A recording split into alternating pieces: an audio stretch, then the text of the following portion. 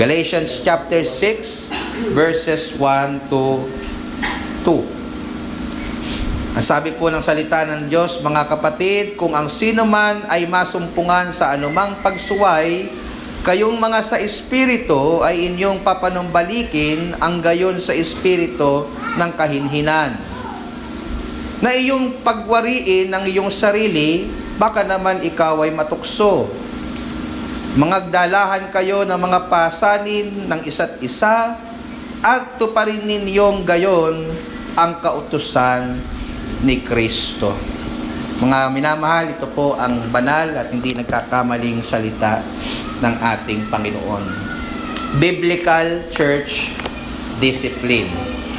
Sa panahon po natin ngayon, kapag po naririnig natin yung salita pong disiplina o pagdidisiplina, hindi po naiaalis yung negatibong implication po nito. Tama po ba, mga kapatid? Marahil ito po ay bunga ng mga napapanood po natin sa telebisyon, kung saan po nakikita na rin natin doon, mga kapatid, na may mga magulang sa tahanan o mga guro sa eskwelahan ang umaabuso po sa pagsasagawa ng pagdidisiplina. At mas lalo po tayong nagiging aware dito, lalo na po nung nauso po yung programa ni Rafi Tulfo. Di po ba? Pagka may nakikita tayong hindi magandang ginawa ng guro, o sabihin nating magulang na nagdidisiplina, na sumobra, ang nakikita agad natin sa comment section ay Rafi, hashtag Rafi Tulfo in action. at may mga nababalitaan po tayo na may mga magulang na sobrang pagdidisiplina sa kanilang mga anak, verbal man po ito o physical, ay nauuwi na po sa pang-aabuso kung saan sila po ay labis na nasasaktan both emotionally and physically. By the way, mga kapatid, ang abuse, pag sumobra tayo sa pagdidisiplina, hindi lang po nasa form ng physical na pananakit, kasama po doon yung verbal, yung mga masasakit na pagsasalita, ay isa na rin po itong form ng abuse, lalo na kung ito po hindi naman sa ikabubuti ng ating mga anak. Sa eskwela, mga kapatid, ay may mga teachers na nababalitaan po tayo na kung hindi po nambato ng eraser, ang recent na nabalitaan ko ay nagbato ng malaking scotch tape. At na-hospital pa nga po ata yung bata. At yung iba naman po, lalo na sa mga public schools, di ko naman po nila lahat, ay marami po dong mga guro na wala pong pakundangan sa pagsasalita, tila mga insensitive sa nararamdaman po ng mga bata, at sabihin po natin ito ay nagiging pang-aabuso na sa kanila. Ang malungkot po, mga kapatid, ang mali pong paraan ng pagdidisiplina ay hindi lamang po nangyayari sa labas ng iglesia. Ito po ay nangyayari maging sa loob. Dahil po sa kakulangan or worse, kawalan ng kaalaman po ng biblical na uri ng pagdidisiplina, marami pong mga tao ang nagiging negatibo ang pananaw tungkol po rito. In fact, marami pong mga iglesia, quote-unquote, ang hindi na po nagsasagawa nito dahil para po sa kanila malupit po at masamang gawain ang pagdidisiplina sa iglesia. Ngunit kung pag-aaralan po natin ang Biblia, ang disiplina po, kung gagawin po ito ng tama at naayon sa prinsipyo ng Biblia, ito po ay hindi masama. Ito po ay sa ikabubuti. Ang mga magulang po ay tinuturuan ng Biblia, halimbawa, na disiplinahin ang suwail na anak. Sa Kawikaan 23, talatang 13, sa Magandang Balita, Bibliang Salin, disiplinahin mo ang bata, ang wastong pagpalo ay hindi niya ikamamatay. So, tinuturuan ng Biblia ng mga magulang ay huwag mangimi, lalo na kung kinakailangan disiplinahin ng mga bata, sapagkat kung hindi ito gagawin, sila'y magiging suwail, sila'y magiging mga pasaway. In fact, sa Biblia, mababasa po natin na maging ang Ama natin sa langit ay nagdidisiplina ng kanyang mga anak bilang tanda ng kanyang pagmamahal sa kanila. Kung masama po ang discipline, edi sana naging masama na rin ang Ama, kasi ang Ama natin sa langit, ang Diyos Ama, ay nagsasagawa din ng pagdidisiplina. Ayon po sa Hebreo 13, mga talatang 5 hanggang 6, and I quote, "Nalimutan na ba ninyo ang panawagan ng Diyos sa inyo bilang mga anak niya? Mga salitang nagpapalakas ng loob? Anak ko, huwag mong baliwalain ang pagtutuwid ng Panginoon at huwag kang panghinaan ng loob kapag ikaw ay dinidisiplina niya." Nagdidisiplina po ba ang Diyos? Sabi po ng talata, opo. Bakit? Ano ang layunin ng Diyos? Sabi ng talata sa pagpapatuloy, sapagkat dinidisiplina ng Panginoon ang mga minamahal niya at pinapalo ang itinuturing niyang anak. So ang Ama po natin sa langit ay nagdidisiplina sa atin kung minsan bilang tanda ng kanyang pagmamahal. Hindi siya walang pakialam. In fact, kapag wala siyang pakialam, hindi po yun nangangahulugan na siya po ay concerned sa akin. Sa teksto po natin sa umagang ito, in Galatians chapter 6 verses 1 and 2, at marami pa pong iba, mamaya sisitasin natin ay Matthew 18, 1 Corinthians 5, bababasa po natin yung mga sa mga ito na maging ang iglesia ay intusan po ng Panginoon na disiplinahin ang mga miyembro nito na nahuhulog sa pagkakasala. In other words, ang practice po ng church discipline ay dapat pong normal na ginagawa ng isang iglesia sapagkat ito po ay utos ng ating Panginoong Hesukristo. In fact, ang iglesia pong hindi nagpa-practice ng church discipline ay masasabi po nating unhealthy church, or worse, baka nga po hindi patunay na iglesia. Maganda po yung sinabi po dyan ng Belgic Confession tungkol po sa totoong iglesia. Ano po ba ang katangian ng isang totoong iglesia para masabi po natin ito ay totoo? Kailangan ba maganda yung building? Kailangan ba yung maraming miyembro? Ganun po ba ang totoong iglesia? Maganda po yung insight na makukuha natin from the Belgic Confession. Ang sabi po dito, and I quote, "The marks by which the true church is known are this. Number 1, if the pure doctrine of the gospel is preached therein, if she maintains the pure administration of the sacraments as instituted by Christ." Pag sinabing sacraments, so itawag natin mga Baptist ay ordinance, ito po yung baptism and Lord's Supper. Kapag daw ito'y tamang ginagawa, sasabi natin totoong iglesia, ang iglesia pong iyon. And then thirdly, watch this, if church discipline is exercised in punishing of sin. In short, let me continue. If all things are managed according to the pure word of God, all things contrary thereto rejected, and Jesus Christ acknowledged as the only head of the church, hereby the true church may certainly be known, from which no man has a right to separate himself. End of quote.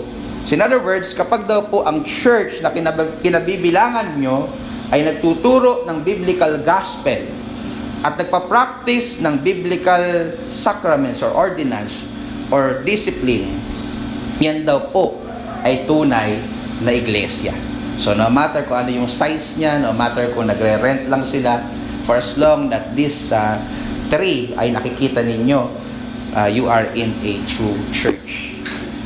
At kung ikaw ay nasa tunay na iglesia, wala na daw pong ibang dahilan para humiwalay sa kanya at humanap pa ng iba. Bakit ka pa hanap ng iba? Nasa true church ka na. Hindi po ba? Baka po mahirap, baka mapunta pa po tayo sa hindi po masasabing healthy at totoong church, kundi tayo magiging maingat.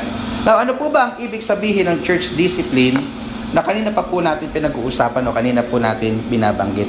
Maganda po yung definition na ibinigay ni Jonathan Leeman sa kanya pong aklat na pamagat ay Church Discipline, page 27. Sabi niya dito, and I quote, "In broad terms, church discipline is one part of discipleship process. The part we correct sin and point the disciple toward the better path." End of quote. So sa Pilipino, ang pagdidisiplina daw po ay isang paraan ng pagdidisipulo kung saan itinutuwid natin ang nagkakasalang kapatid at ibinabalik siya sa daang matuwid.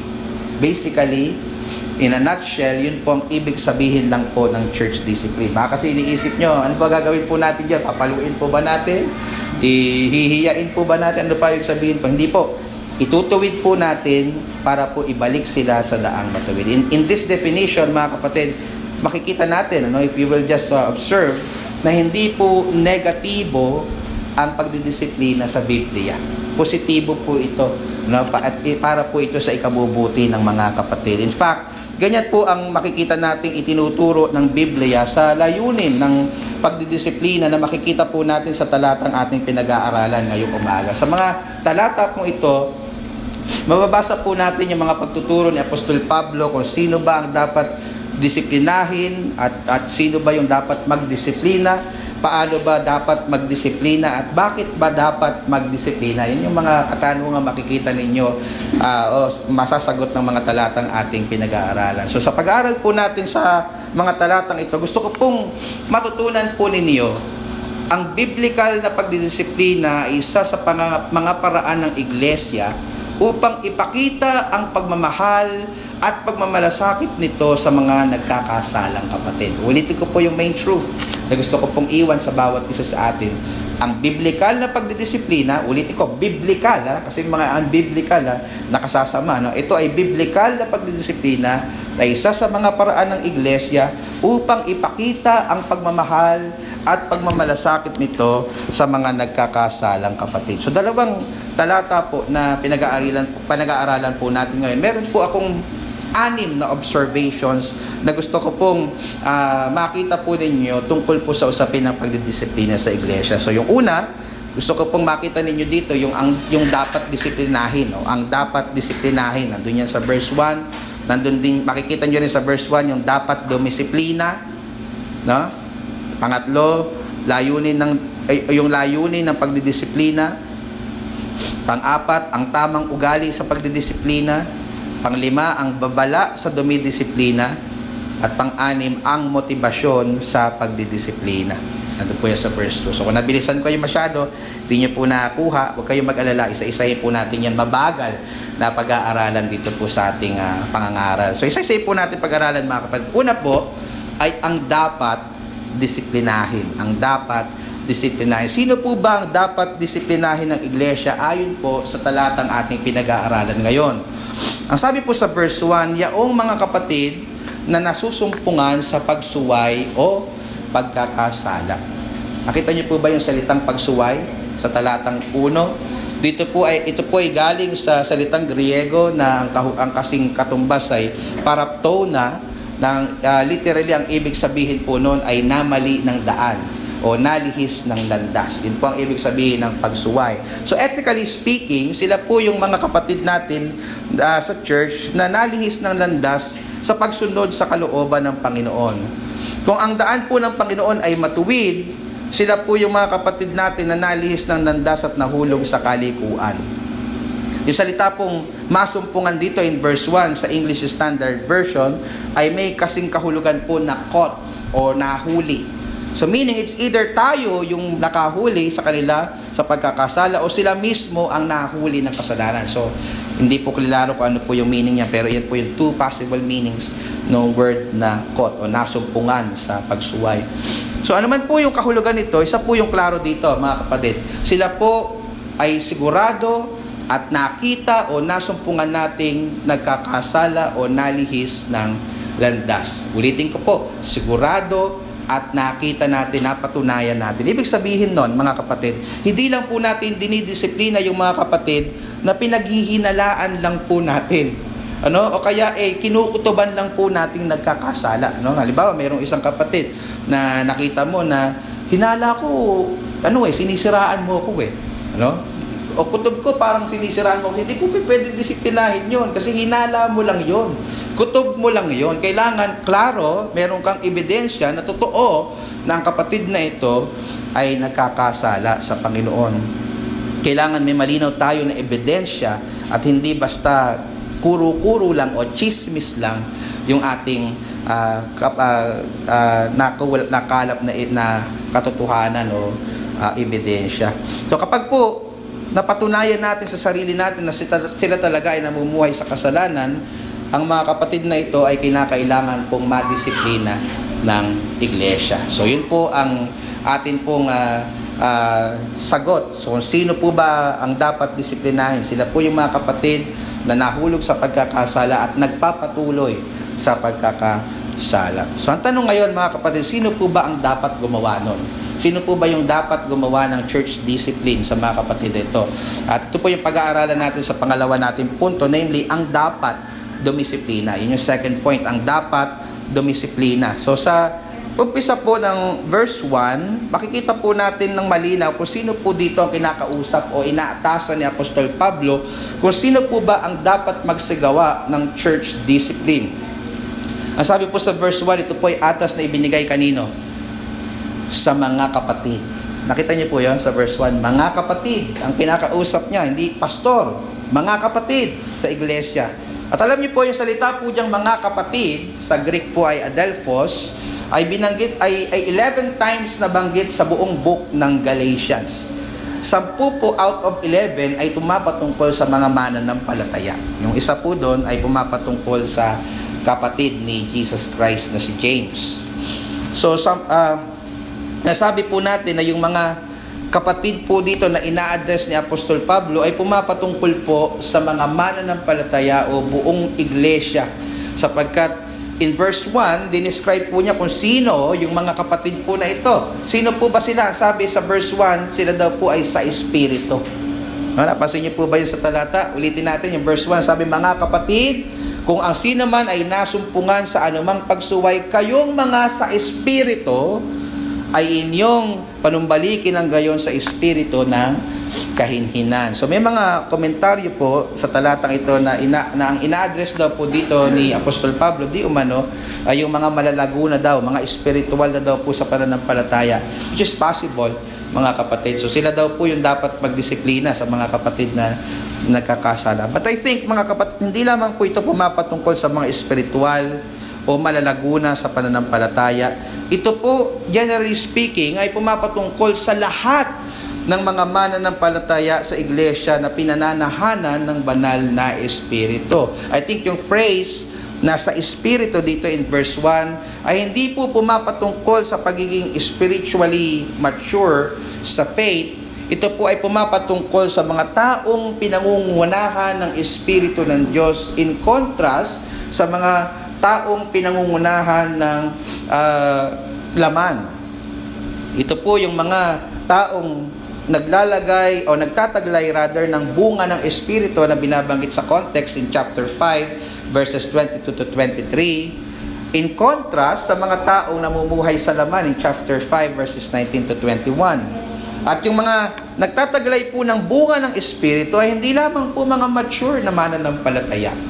Ano po? Ito po ay pumapatungkol sa lahat ng mga mananampalataya. Kung ikaw ay mananampalataya, nananahan sa iyo ang Holy Spirit, therefore yung fruit ng Holy Spirit ay dapat nakikita sa iyo. Of course, hindi ko sinasabing dapat perfect kayo, walang ganon. Even ang inyong pastor ay hindi perfecto. Ang iba sa mga bunga na binabanggit dito sa chapter 5 ay maaring bubot pa, hindi pa masyadong hinog, pero at least, mga kapatid, nakikitang may bunga. Hindi pa pwedeng wala. Kung ikaw ay mananampalataya, hindi pa pwedeng hindi nakikita sa iyo ang bunga ng iyong pananampalataya, ang bunga ng Espiritu Santo. Sa makatuwid, mga kapatid, yung inaatasan po dito ni Apostol Pablo na dapat dumidisiplina o magtuwid sa mga kapatid na nagkakasala na miyembro ng iglesia ay walang iba kundi mga miyembro ng iglesia. Mga kapatiran, mga sumampalataya sa ating Panginoong Hesukristo. Sabi nga ni Douglas Moo, commenting on this verse, Paul's intention here is to characterize all the Christians. All the Christians he addresses as people who are led by the Spirit and live by the Spirit. End of quote. So sa makatawid, mga kapatid, ang inaatasan dito ni Apostol Pablo na magsasagawa ng pagdidisiplina ay ang lahat ng mga mananampalataya sa iglesia. Hindi lang ang pastor o mga elite or mature Christians. Trabaho po natin ito lahat. It is a community project. Bilang mga mananampalatayang Filipino, napaka-countercultural po ng pag-confront sa isang tao na nagkakasala. Do you agree? Madali po ba yon kapag meron kang brethren na alam mo sa sarili mo nagkakasala, tapos i-confront mo, na papaalalahanan mo siya, sasabihan mo siya na yung kanyang ginagawa ay mali. Diba, countercultural, hindi natin ang gagawin lang natin doon usually, papabayaan lang natin siya kasi baka offend po tayo, diba? Takot tayong gawin na i-rebuke yung alam natin nagkakasala kasi sobra minsan nating man-pleaser. Takot tayo maka-offend ng kapwa natin kahit alam naman po natin ikakapahamak po nila yon kapag po nagpatuloy po sila. Hinahayaan na lang po natin yung pastor doon sa trabaho. Hayaan mo kay pastor, at least kung magalit man siya, kay pastor na lang. Pero kung pag-aaralan natin yung mga Biblia, hindi po pastor lang yung kausap dito ni Apostol Pablo eh. At sabi niya, mga kapatid. Hindi sinabing mga pastor. Mga kapatid. Lahat ng miyembro ng iglesia kailangan involved sa church discipline o pagtutuwid sa mga kapatid na nahuhulog sa pagkakasala. Again, ang inaatasan po na magdidisiplina sa mga kapatid natin nagkakasala ay ang buong iglesia, ang buong kapatiran. Hindi lang po ang pastor, hindi lang po ang mga mature believers, at lalong hindi ang mga unbelievers. Kaya wag kang tatakas. Wag kang patay malisya lang o walang pakialam sa buhay ng kapatid natin na alam natin namumuhay sa kasalanan. Sa liwanag ng mga talatang ating pinag-aaralan ngayon, may trabaho tayong lahat. May responsibilidad po tayo sa isa't isa, sa buhay ng isa't isa as member of this church. Na ngayon nalaman po natin yung pagdidisiplina po pala ay atas sa buong miyembro ng iglesia at hindi lang pala sa pastor. Mahalaga din pong malaman natin kung ano po ba ang purpose, ano po ba ang layunin ng church discipline. Bakit po ba natin kailangan i-correct yung kapatid kapag nakikita natin siyang nahuhulog sa pagkakasala? What's the purpose? At yan po yung susunod nating punto, ang layunin ng pagdidisiplina. Ang layunin ng pagdidisiplina. Balikan po natin yung sabi sa verse 1, di pa rin po tayo maalis dyan. Ang sabi doon, mga kapatid, kung sino man ay nasumpungan sa anumang pagsuway, kayong mga sa espiritu ay inyong papanumbalikin ang gayon sa espiritu ng kahinaan. Napansin niyo po yung in-emphasize kong word. Ano ang purpose ng church discipline? Para mapanumbalik. Naligaw na nga ng landas eh.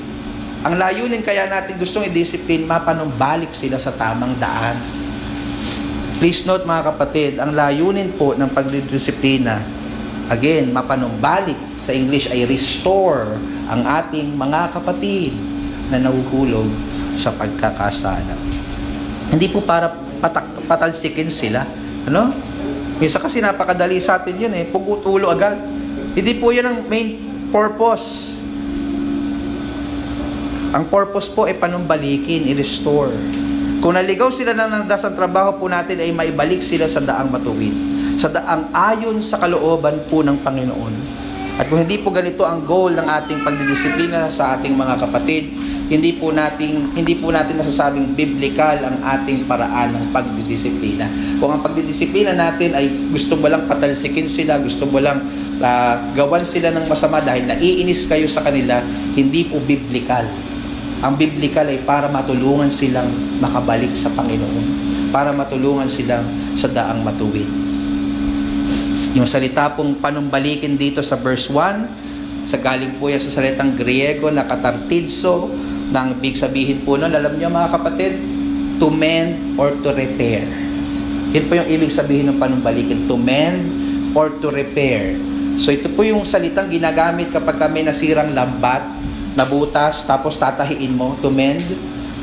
And then to repair, na ginagamit din halimbawa pagka nalisya ang buto mo, no? At kailangan mong panumbalikin kasi napilay ka, na-dislocate, to repair.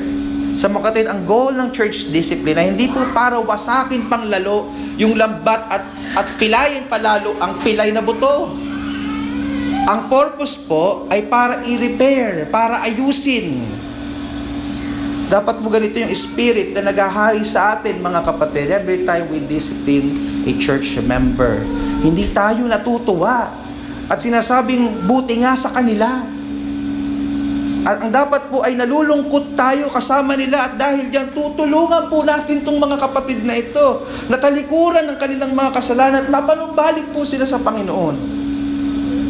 Kapag po ang naramdaman po natin sa ating mga kapatid na nagkakasala ay galit at gusto pa nila natin silang sirain imbes na buuin, hindi po tayo nagiging biblikal sa ating pong pagdidisiplina at nasusuway po natin ang utos ng Panginoon.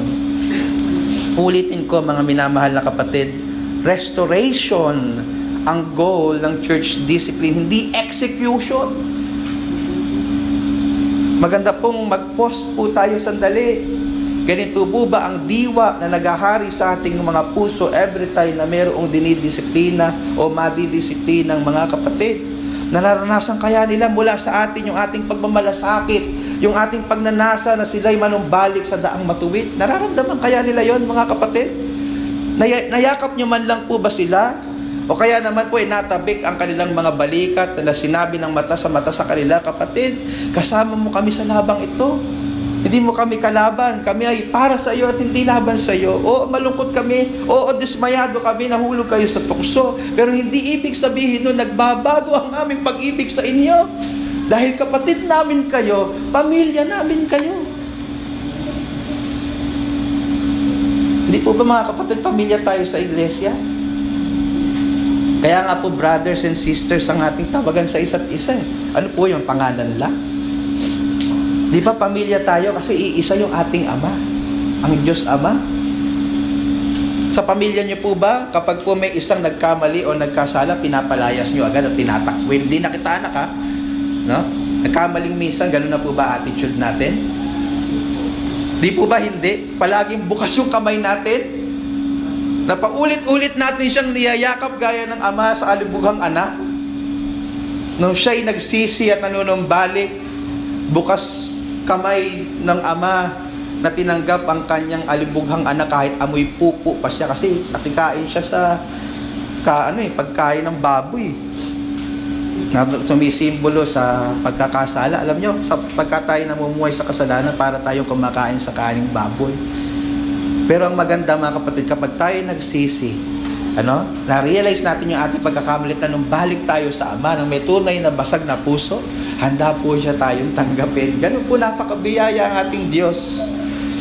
Ang iglesia lang naman po minsan ang hindi kayo ng diwa. Pero dapat mga kapatid, meron po tayong ganong mabiyayang puso na handa po nating tanggapin kung sakali ang mga kapatid ay tunay na nagsisi sa kanilang mga kasalanan. Kung ang iglesia natin ay gaya ng isang ospital kung saan bawal dito may sakit, ano kaya silbi natin sa mundo? No? Halimbawa, mayroong isang ospital, nakalagay doon, bawal may sakit dito. Ano silbi ng ospital na yun? Ano yung display? Ang iglesia, mga kapatid, ay hindi bawal ang makasalanan. In fact, we welcome them. We serve them. We love them. At kung gano'n yung diwa, kung restoration ng purpose ng church discipline, gusto mo silang mapanumbalik, hindi natin sila papansinin. Minsan kasi may idea tayo church discipline yan, dapat hindi yan pansinin. Dapat tarayan natin yan. Paramdam nating indifferent tayo sa kanila. Hindi po. I-restore mo nga. Paano mo i-restore kung gano'n ang treatment mo? Napakalinaw po ng guidelines sa Bible. In Matthew 18, verses 15 to 18, si Jesus Christ mismo ang nagturo paano tayo magpasagawa ng church discipline sa kapatid na nagkakasala. Ang sabi doon, verse 15 ng Matthew 18, at kung nagkasala laban sa iyo ang kapatid mo, pumaroon ka at ipakilala mo sa kanya ang kanyang kasalanan na ikaw at siyang mag-isa. Sasabihin mo po ba sa iba? Hindi. Ang problema sa atin minsan, kapag nakagawa sa atin ng kasalanan yung ating kapatid, nasabi mo na sa buong pamilya mo, nasabi mo na sa iba, hindi pa alam ng kapatid na nagkasala sa iyo. Ang dapat sa Bible, kapag may nagkasala sa iyo, kausapin mo siya one-on-one. Kung ikaw ay pakinggan niya at nagsisi siya, di mission accomplished ka. Pero kung hindi pa rin siya nagsisi, di kanya pinakinggan, sabi sa verse 16, magsama ka pa ng isa o dalawa. Upang sa bibig ng dalawang saksi o tatlo, makapagbigay ang bawat salita. May witness. Patunay na ina-address mo yung kapatid, tinutuwid mo yung kanyang sin, ini-encourage mo siya to repent, pero ayaw niya, so you have to bring one or two people with you, church members. At kung ayaw niyang pakinggan sila, ay sabihin mo sa iglesia, sabi sa verse 17, at kung ayaw rin niyang pakinggan ng iglesia, ipagpalagay mo siyang tulad sa hintil at maniningil ng buwis. Ibig sabihin, ititiwalag sila tulad sa hintil. No? Kung ayaw makinig sa 1 to 2 witnesses or 2 to 3 witnesses, and then sinabi mo na sa buong church, again, hindi para pagchismisan, kundi para magtulong-tulong ang church na panumbalikin sila, pero ayaw pa rin nilang mag-repent, doon mo pa lang sila i-excommunicate. So dito nabasa natin na may tamang proseso, mga minamahal, ang pagdidisiplina. Nagsisimula ito sa one-on-one talk, then kapag hindi siya nakinig, magsasama ka na 1-2 witnesses, then kapag hindi pa rin nagrepent, sasabihin mo sa buong church para pagtulong-tulungan ng buong church, kausapin at hikayatin siyang talikdan ng kasalanan. Then kapag hindi pa rin nagrepent, doon mo pa lang sila ititiwalag halimbawa sa church. So hindi po natin pagkikismisan at pagtutulong-tulungan ibagsak. Again, ang purpose nga po, uulitin ko, ay restoration. Pagtutulong-tulungan po nating panumbalikin ang mga kapatid na nahulog sa pagkakasala. Dito po dapat, mga minamahal, balanse yung grace and truth. Grace and truth. Yes, kailangan tayong maging truthful to confront them sa mga nagawa nilang kasalanan. Sabihin natin sa mukha nila na kasalanan ng ginawa nila at napakatindi ng konsekwensya dito kung sila magpapatuloy dito. That's truth. Ngunit hindi dapat nawawala yung grace. Grace na nagsasabi sa kanila na yes, nagkasala ka kapatid, nagkamali kayo, pero handa ka naming yakapin, handa ka namin tulungan para makapanumbalik kayo sa Panginoon. Kasama mo kami kapatid, tutulungan kayo namin. Again, that must be the spirit of church discipline. That must be the spirit of church discipline. Restoration, ang mapanumbalik ang ating mga kapatid, hikayatin silang magsisi, hindi sipain agad palabas.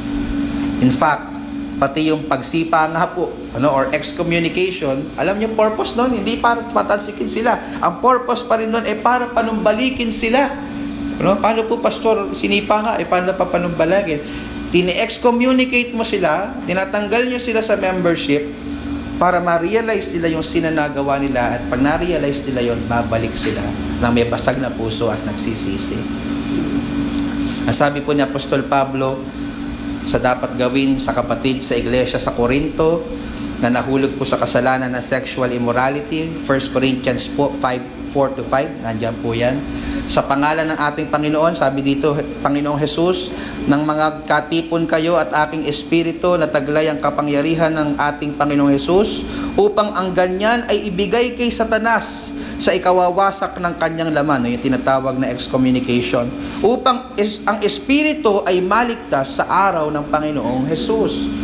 So dito ang purpose po, o purpose pa din po ng pagtitiwalag sa isang kapatid ay hindi para sipain lang siya palabas ng iglesia at mawala na sila sa ating landas, kundi ang purpose ay ma-realize nila yung bigat ng kanilang kasalanan, and upon realization sila ay magre-repent at sila ay magsisisi at manunumbalik sa daang matuwid. Again, mga kapatid, restoration, pagmanumbalik ang goal ng church discipline, hindi po execution. Sa ikabubuti po ng ating mga kapatid ang layunin natin sa pagdidisiplina, hindi po sa ikasasama. Nakakaintindihan po ba tayo, mga minamahal? Na ano po ba ang tamang attitude kapag dinidisiplina natin yung ating mga kapatid? When we confront them of their sin. Yan naman po yung pag-uusapan natin sa pang-apat na punto, ang tamang ugali.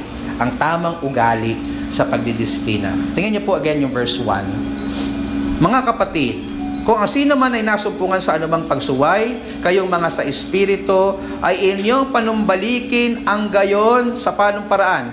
Sa espiritu ng kahinhinan. Please note, yung last phrase na binanggit ko, sa espiritu ng kahinhinan, sa English Standard Version, in the spirit of gentleness. Ano po ibig sabihin ng gentleness, mga minamahal? Yung gentleness ay bunga po ng isa sa bunga ng Espiritu Santo, Galatians 5:23. Ito po ay bunga ng Espiritu na dapat taglay-taglay ng lahat ng mananampalataya. Kung ikaw ay nagpapakilalang mananampalataya, dapat gentle ka. Since ito po ay bunga ng Espiritu, taglay po natin itong lahat. Maganda po yung paliwanag dito kung ano ibig sabihin ito ni Pastor John MacArthur, kung ano po ang gentleness. Ang sabi niya, and I quote, "Gentleness is a humble and gentle attitude that is patiently submissive in every offense, while having, watch this, while having no desire for revenge or retribution." Please note yung last phrase, having no desire for revenge or retribution.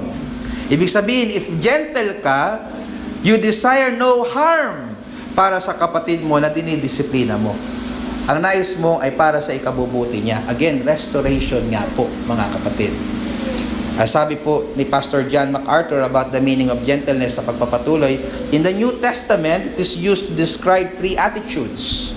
Submission to the will of God, Colossians 3:12, teachability, James 1:21, and consideration of others, Ephesians 4 verse 2.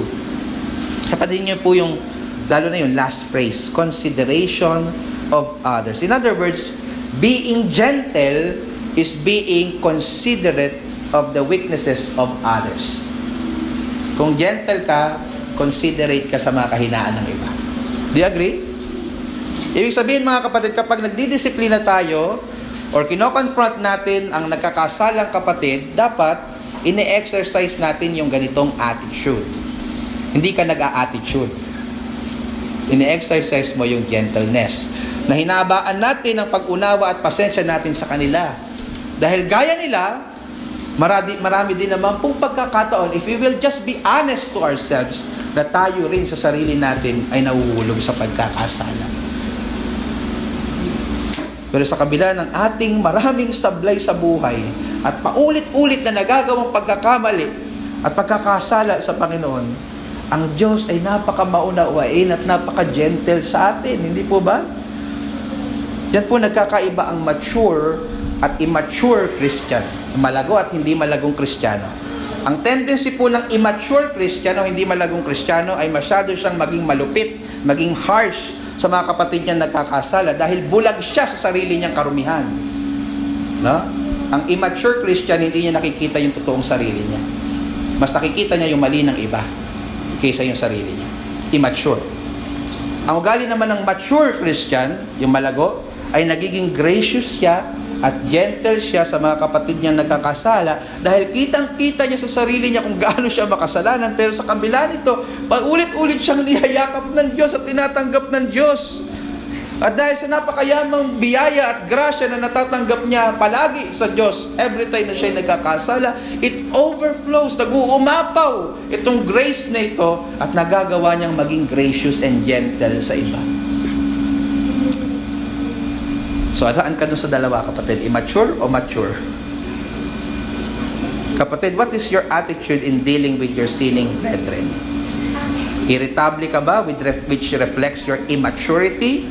Or nakikita sa iyo yung maturity because of your gentleness and being gracious? Kapatid, wala pong lugar. Gusto ko pong pakinggan nyo to. Wala pong lugar ang bitterness at pagtataray sa church discipline. Wala po yung lugar dito. Ang biblical po ay we do it with gentleness or kahinhinan at kababaan ng loob. Now, after kong sabihin ito ni Apostol Pablo, nagbigay siya ng warning para sa mga kapatid na dumidisiplina na makikita natin sa panglima po nating punto. Ang babala sa dumidisiplina. Yan po yung panglima, ang babala sa dumidisiplina. Ano po yung warning? Tingnan mo sa part ng verse 1. Na iyong pagwariin, dun sa part na yun, na iyong pagwariin ang iyong sarili, baka ikaw naman ay matukso. Nakita niyo yung warning? Ano po ibig sabihin ng warning na yan? Yung phrase po, na iyong pagwariin ang iyong sarili, ang ibig sabihin lang po niyan, bantayan mo yung iyong sarili. Ingatan mo yung iyong sarili. Bakit po natin kailangan bantayan at ingatan yung ating sarili every time we discipline or we confront the sin of our brethren? Ang sabi kasi dito ni Apostol Pablo, baka ikaw naman ay matukso. Sa paanong paraan po kami, pastor, pagka nag-confront ng sin ng aming kapatid, ay pwedeng matukso? No? Una, maaari tayong magalit doon sa nagkasala. Ano? Dahil sa kahihiyan na idinulot niya sa ating iglesia at sakit na dinulot niya sa ating kapatiran, maaaring maramdaman natin na yung galit. Kasalanan po yun. Pangalawa, maaari tayong mahulog sa pagiging self-righteous or pride dahil lang sa hindi mo nagawa yung kasalanang nagawa niya, tingin mo sa sarili mo mas mabuti ka sa kanya, kaya magiging mayabang ka at aakalain mong mas magaling ka kaysa sa kanya. Pride, self-righteousness. Panghuli po, maaari din po tayong maakit sa kaparehong kasalanan na nagawa niya. Kaya dapat ingatan po natin yung ating sarili sa ating pagtutuwid. Pero sa lahat po ng binanggit ko, ang pinaka malapit po sa posibleng kahulugan talaga ay yung pride o yung self-righteousness. Kasi kung titingnan nyo yung context in verses 3 to 5, yun po yung ina-address dito ni Apostol Pablo. So sa ating pagtutuwid sa ating mga kapatid na nagkakasala, sa diretsahang salita, wag po tayong masyadong mayabang. Wag po tayong masyadong mababa ang tingin natin sa iba at masyadong mataas naman ang tingin natin sa ating mga sarili. Panatiliin po nating nakaapak ang ating mga paa sa lupa sapagkat gaya nila, tayo din naman ay nagkakamali sa buhay. Hindi din naman tayo perpekto. Meron po ba dito perpekto? No, kung merong perpekto dito, bababa na ako dito, kayo na lang ang mangaral. Kasi ako mismo, hindi ako perpekto. Marami akong pagkakasala, pero mabiyaya lang ang Panginoon sa atin. Dahil mabiyaya ang Panginoon sa atin, dapat din tayo maging mabiyaya sa iba na kapatid natin nagkakasala. So napag-aralan po natin yung dapat disiplinahin, ang dapat dumisiplina, ang layunin ng pagdidisiplina, ang tamang ugali sa pagdidisiplina, ang babala sa dumidisiplina, panghuli po, ang motibasyon sa pagdidisiplina. Ang motibasyon sa pagdidisiplina. Ano po ba ang dapat na naghaharing motive sa ating mga puso every time we discipline a particular brothers or sister? Ang sabi po sa verse 2, huling talata, mangagdalahan kayo ng mga pasanin ng isa't isa at tuparin ninyong gayon ang kautusan ni Kristo.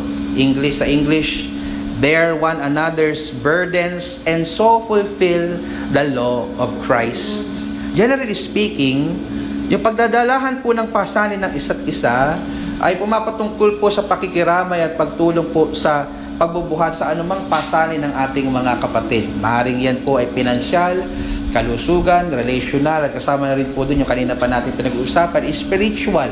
Kapag alam mong nabibigatan ng iyong mga kapatid, kailangan dumadamay ka sa kanila. You bear one another's burden. And take note, mga kapatid, bear one another's burden is a verb, yung word na bear doon, which means it is a command. Ito po ay utos. So every time hindi ka marunong dumamay sa mga kapatid mong nabibigatan, you sin, nagkakasala ka. Ibig sabihin, mga minamahal, hindi po ubrang passive tayo at wala tayong pake sa mga kapatid nating nabibigatan sa buhay.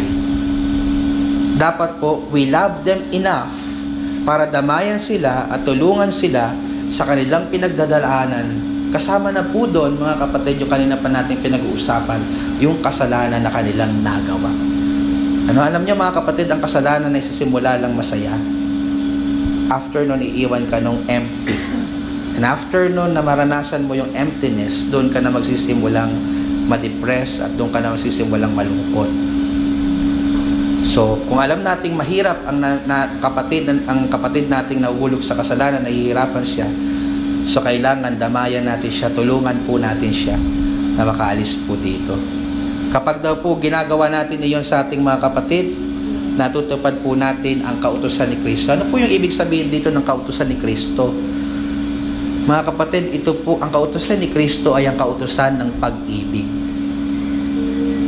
The law of love. Tingnan nyo sa context, Galatians 5:14, sapagkat ang buong kautusan ay natutupad sa isang salita. Sa makatuwid bagay ay ito, ibigin mo ang iyong kapwa na gaya ng iyong sarili. John 13 verse 34, isang bagong utos ang binibigay ko, na kayo magsiibigan sa isa't isa, na kung paanong inibig ko kayo, ay mangag-ibigan naman kayo sa isa't isa. That is the law of Christ. Dito po nabasa natin na ang pag-ibig na ito ay dapat kagaya ng ipinamamalas ng ating Panginoong Jesucristo.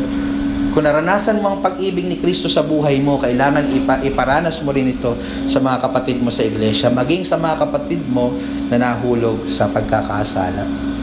Ibig sabihin mga kapatid, yung pag-ibig ni Kristo na naranasan natin ay siyang pag-ibig na dapat din po nating iparanas sa mga taong nagkakasala.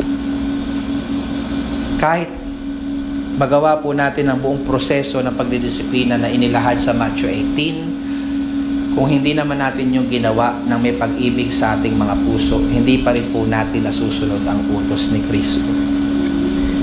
Ang pag-ibig po ang siyang dapat nagtutulak sa atin upang disiplinahin ang ating kapatid na nagkakasala. Uulitin ko, pag-ibig, hindi galit, hindi inis. Pag-ibig. Mahal natin sila, concerned tayo sa kanila, kaya gusto natin silang hikayating manumbalik sa Panginoon. Ang tanong ko sa iyo, kapatid, ito ba ang nagmamotivate sa iyo? Kaya mo dinidisiplina ang mga kapatid na sa tingin mo ay karapat-dapat nating disiplinahin. Nararamdaman kaya nila mula sa iyo ang pag-ibig ni Kristo? Pag-ibig kung saan balanse ang biyaya at ang katotohanan. Mga kapatid, sa atin pong pagpa-practice ng church discipline, wag po nawa nating makalimutan na ang kalaban po natin dito ay ang kasalanan, hindi po yung ating mga kapatid na nagkakasala. May sagawa po natin ito ng may pag-ibig sa ating mga puso, kung saan mararamdaman ng ating mga kapatid na hindi lang po tayo nagiging malupit sa kanila, kundi tayo ay nagmamahal sa kanila bilang tunay na pakapamilya ni Kristo. At sa mga dinidisiplina naman po natin o madidisiplina pa lang nating mga kapatid, wag naman po sana, wala naman po sana pa. Wag po nawa maging negatibo ang pananaw natin hinggil dito. Makita niyo po na ginagawa ito ng iglesia bilang tanda ng pagmamahal sa inyo at tulong at pagmamalasakit upang makapanumbalik kayo sa daang matuwid, sa daang ayon sa kalooban ni Kristo. At kung sa mga naririto naman po na hindi pa nagsisisi, hindi pa ligtas, hindi pa sumasampalataya, gusto ko din pong ipaalala sa inyo na higit pa po sa pagdidisiplina ng iglesia ang maaari mong maranasan dahil sa iyong pagkakasala. No?